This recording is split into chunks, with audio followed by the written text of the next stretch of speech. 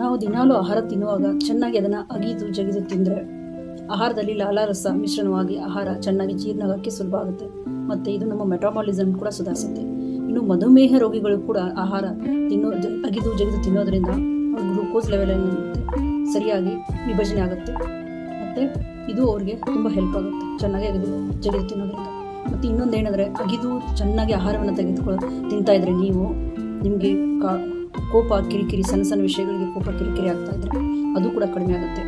ಮತ್ತು ನಿಮ್ಮ ಹೊಟ್ಟೆಗೆ ಸಂಬಂಧಪಟ್ಟ ಏನಾದರೂ ಕಾಯಿಲೆಗಳಿದ್ದರೆ ಗ್ಯಾಸ್ ಟ್ರಬಲ್, ಮಲಬದ್ಧತೆ ಮತ್ತು ಏನಾದರೂ ಇತರೆ ಹೊಟ್ಟೆ ಉಬ್ಬರ ಈ ಥರ ಹೊಟ್ಟೆಗೆ ಸಂಬಂಧಿಸಿದ ಯಾವುದಾದ್ರೂ ಕಾಯಿಲೆಗಳಿದ್ರೂ ಕೂಡ ಇದು ನಿವಾರಣೆ ಆಗುತ್ತೆ. ಇನ್ನೊಂದು ಏನಂದರೆ ಆಹಾರವನ್ನು ಚೆನ್ನಾಗಿ ಜಗಿದು ತಿನ್ನೋದ್ರಿಂದ ಸ್ವಲ್ಪ ಸಮಯ ತಗೊಳುತ್ತೆ, ಆದರೆ ಇದರಿಂದ ನಾವು ಸ್ಥೂಲಕಾಯತೆ ಬೊಜ್ಜು ಆಗೋದನ್ನು ತಡಿಬೋದು. ಧನ್ಯವಾದ.